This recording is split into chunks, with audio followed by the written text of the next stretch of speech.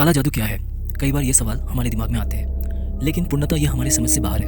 या कई लोग इसे अंधविश्वास भी समझते हैं, लेकिन ये सिर्फ वही समझते हैं जिन्होंने इसका सामना किया है। आज की कहानी इसी पर आधारित है। ये कहानी है रंजन का, जो आसाम का रहने वाला है। काम के सिलसिले में पढ़ाई के बाद दिल्ली शिफ्ट हो गया। पिछले 14 साल से यही रह रहा है अपने बीवी कावेरी और 7 साल की बेटी अनाया के साथ। रंजन के माता पिता गुजर गया था काफ़ी साल पहले। दोनों की मौत बहुत ही अस्वाभाविक था। पिता के मौत के बाद रंजन की तबीयत बहुत ख़राब रहने लगा। काफ़ी डॉक्टर से भी मिला, लेकिन रंजन की तबीयत में कोई सुधार नहीं आ रहा था। रात को नींद बिल्कुल नहीं आता था, डरावने सपने आते थे। कावेरी को भी सेम प्रॉब्लम होने लगा। एक रात कावेरी चिल्ला के उठी। उसने बोला कि उसे ऐसा लग रहा था जैसे कोई उसका गला दबा रहा था। अगले दिन कावेरी ने देखा कि उसके हाथ और पैरों में छोटे छोटे हल्के नीले रंग के धब्बे थे। एक दिन रात को तकरीबन 3-4 बजे उनकी बेटी अनाया जोर जोर से रोने लगी।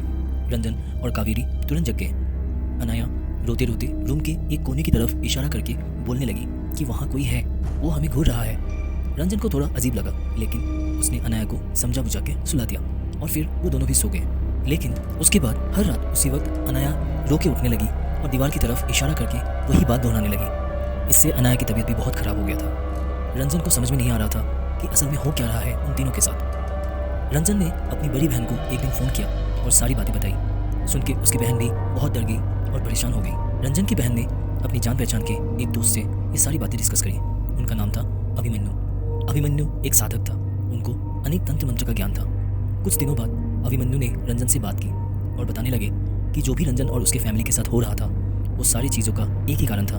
रंजन किसी काले जादू के मंत्र के वश में है। रंजन को ये सारी बातें बिल्कुल फिजूल लगी। उन्होंने अभिमन्यु से बात करना बंद कर दिया। लेकिन रंजन का स्थिति और ख़राब होने लगा। कुछ दिनों बाद रंजन को अपने आसपास कुछ काले साए दिखने लगे। एक रात लगभग 2:30 बजे कावेरी के चिल्लाने पे रंजन को होश आया। रंजन ने देखा कि वो अपने बिल्डिंग के बैल्कनी के बिल्कुल एज में खड़ा है। रंजन और उसकी मौत के बीच बस 1 इंच का फासला था। कावेरी इन सभी वारदात से बहुत ही दुखी थी।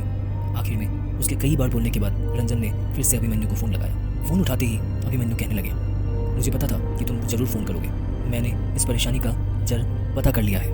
वो बोलने लगे, ये सारी कहानी तुम्हारी माँ की मौत से पहले से शुरू हुआ था। इन सभी घटनाओं के पीछे तुम्हारी आसाम में रहने वाले चाचा का हाथ है। असल में तुम्हारे दादाजी ने काफ़ी प्रॉपर्टी छोड़ गए हैं, जिसका अभी भी बंटवारा नहीं हुआ है। तुम्हारी माँ को ये पता लग गया था कि तुम्हारे चाचा पीठ पीछे उन प्रॉपर्टीज़ को एक एक करके बेचने लगे थे। ये सरासर फ्रॉड था। जब तुम्हारी माँ ने चाचा को इस बारे में आगाह किया, तो तभी से चाचा तुम लोगों की पूरी फैमिली के पीछे पड़ गए। उन्होंने तुम्हारी फैमिली के ऊपर बहुत ही भयानक काला जादू किया है। इस जादू के चलते तुम्हारे फादर की पूरी फैमिली खत्म हो जाएगा। इसी वजह से तुम्हारे माता पिता की भी मौत हुई थी। अब ये जादू तुम्हारी और तुम्हारी फैमिली के ऊपर चल रहा है। ये सुन के रंजन और कावेरी बहुत डर गए। कावेरी के आंसू निकलने लगे। अगले ही दिन वो लोग आसाम पहुंचे। पहुंचते ही रंजन अपनी बहन के साथ अभिमन्यु से मिलने गए। अभिमन्यु ने उन तीनों के नाम पे 3 मंत्र भरे हुए ताबीज़ दिया और अगले 2 दिन बहुत ही सावधानी से रहने के लिए बोला। उन्होंने कहा, ये 2 दिन बहुत ही पेचीदा है। मुझे इस जादू को ख़त्म करने के लिए कुछ ज़रूरी काम करना है, लेकिन इन 2 दिनों में तुम बिल्कुल बाहर मत निकलना। कुछ भी हो जाए, लेकिन घर के बाहर बिल्कुल भी कदम नहीं रखना है। रंजन अपनी फैमिली के साथ अपनी बहन के घर आ गए।